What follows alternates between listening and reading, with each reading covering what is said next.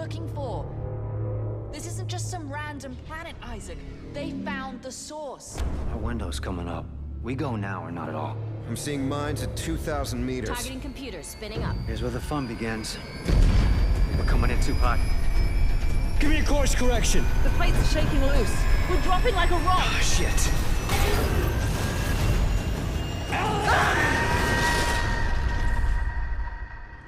Right, I've just played a brief little sequence of Dead Space 3 co-op, and got to watch a little bit of single player as well.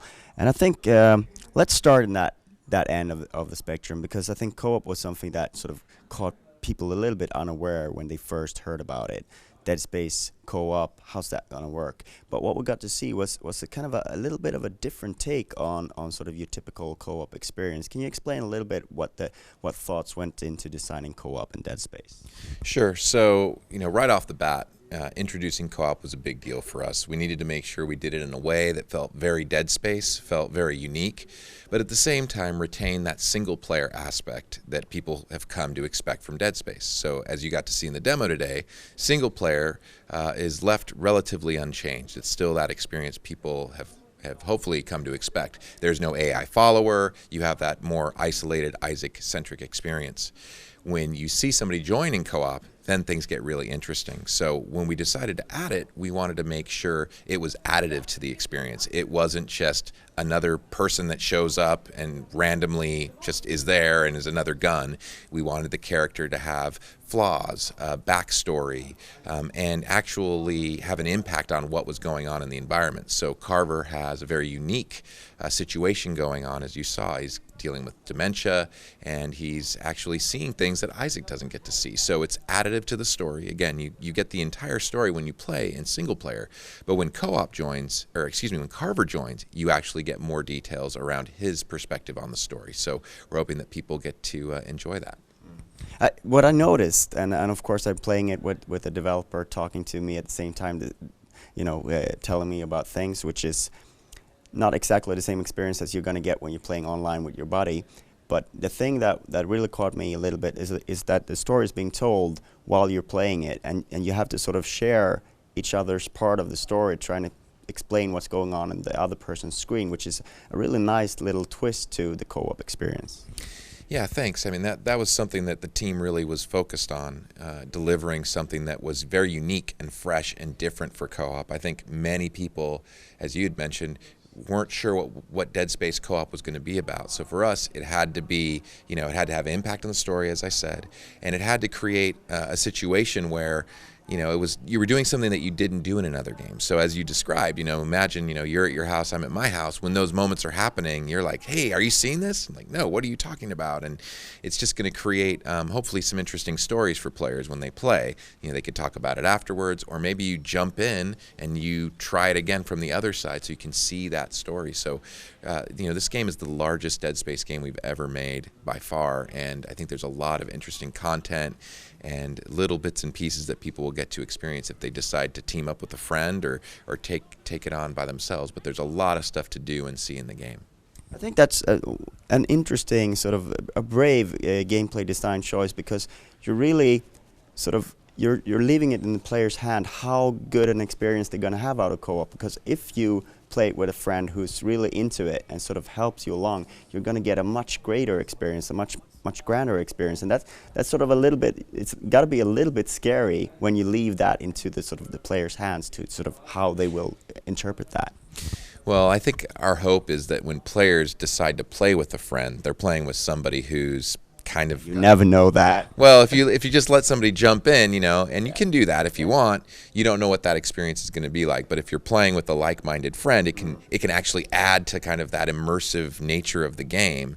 Or, it can just be two guys just running around shooting things. I mean, it's really up to the people that are playing. But yeah, I think it's ultimately up to our players the way they want to play the game and what they want to experience. I think one of the things that people ask continually is it a horror game? Is it an action game? It's like, we just try to make a good game. We're really trying to make a high quality experience. Horror is subjective. The way that you react to what you saw today, it's totally subjective, and it's up to people once they get hands-on with it to make those decisions. And hopefully they're playing the game in co-op with somebody that they like playing games with, and they're not playing with some rando that just jumps in and starts messing up the game for them. It's a friends-only game. Yeah, well, it's up to everybody to decide.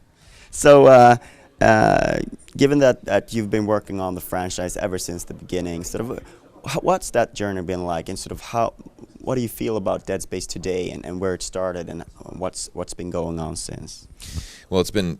I mean, the first thing is it's been tremendously awesome to be able to make these 3 games and Dead Space Extraction. And having the support of our players to do that. So, every time we make one of these games, we're really keen on seeing what our players are saying and making sure that we're trying to address things that maybe they didn't understand or they didn't like, and evolving the franchise and moving it forward. So, now that we're sitting on the 3rd version, some of our core tenets remain intact. For something to be a Dead Space game, it's got to have an interesting atmosphere. It's got to have tension. It's got to have thrills. It's got to have action. It's got to have horror. Those are the things that we know as developers we have to put into the game. But we also know that we have to continue to evolve the story and the franchise and move it forward. People would get bored if we just kept doing the same thing. Random spaceship, Isaac shows up, bad things happen. I mean, that's predictable. That's boring. We need to keep evolving it. So, to look back and think we went from Dead Space 1 and we're getting this opportunity to do a 3rd installment, it's been really awesome. And as a development team, we're just really focused on trying to continue to deliver an extremely high quality experience for people.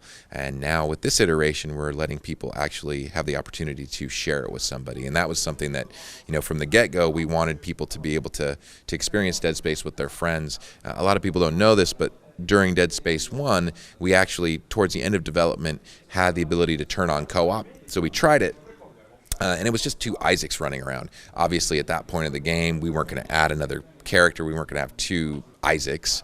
But it was kind of the beginning of our thinking of, wow, it'd be fun to actually experience these games with somebody. So, on this 3rd installment, it made a lot of sense to really build it into the story and make it an integral part of the universe, not just a tacked on second player. So it's, looking back, it's been great. We're really fortunate to have players that support us and enjoy what we're doing and are passionate about what we do. And we just really hope that this installment really delivers on what their expectations are and is high quality for them.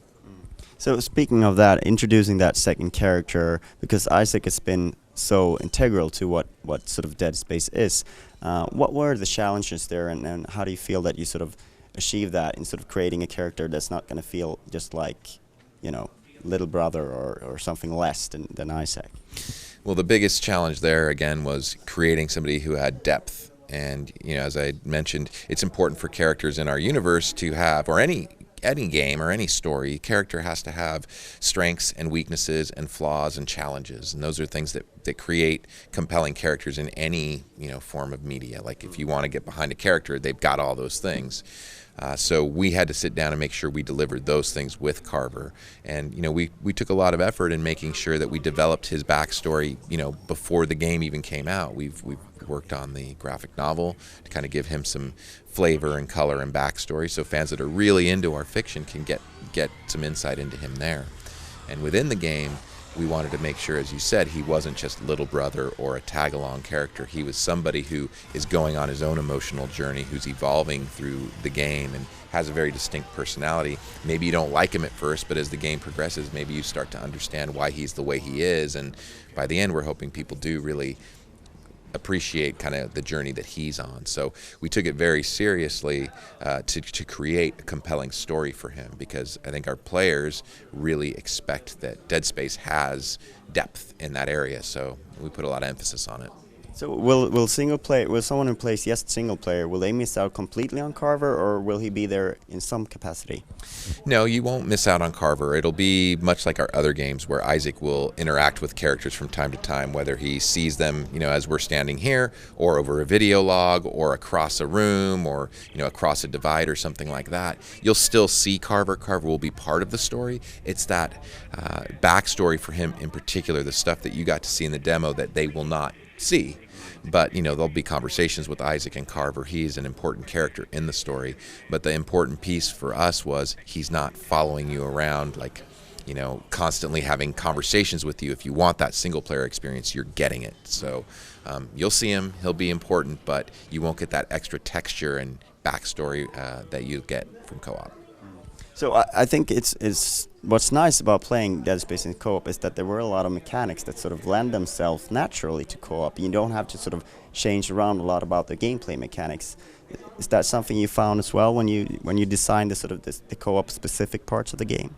Yeah, I mean, it's great that you mentioned that because that's exactly our thinking. I saw when you were playing just now, you were stasising and the other player was going for the dismemberment or, TKing things around. And I think those mechanics really do combo well.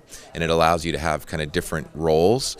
Coupled with our new weapon crafting system, you'll actually be able to kind of mold your character in different ways. So if you want to be more of a support-focused type of character, you can be. If you want to be more of a frontline run-and-gun type of person, you can do that. And then I think our mechanics really lend themselves to that type of play. Whatever the player wants to do, you'll be able to do that. So yeah, when I sit down and play the game, when I'm coordinating with a friend, it's a lot of what you just did, where it's like, oh, hey, I'm gonna, let me handle all the dismemberments, let me handle all the stasising, running up to objects, and we also have co-op puzzles that you didn't get to see, and there's a lot of good stuff that I think does really work well, and hopefully players see that. If you run out of ammo, you can be the stomper, right? You can be the stomper. You can also give people ammo. And the other thing that I think is important is the loot that you were getting. Those drops are individual. So you aren't in a situation where in some games where maybe your friend's hogging all the stuff and you don't get it. You're getting a separate loot pool. So you'll continue to get things. But in a pinch, if you're out of health or ammunition, your friend can give it to you. There's sharing in the game. You can share blueprints. There's a lot of cool stuff that you can do that gets enhanced when you have another player there in terms of the interactions and sharing that you can do. So Dead Space 3 sort of puts the first 5 years of Dead Space into that's the first 5 years. Where do you see Dead Space moving on in the future, and sort of what do you think that the franchise can achieve moving on?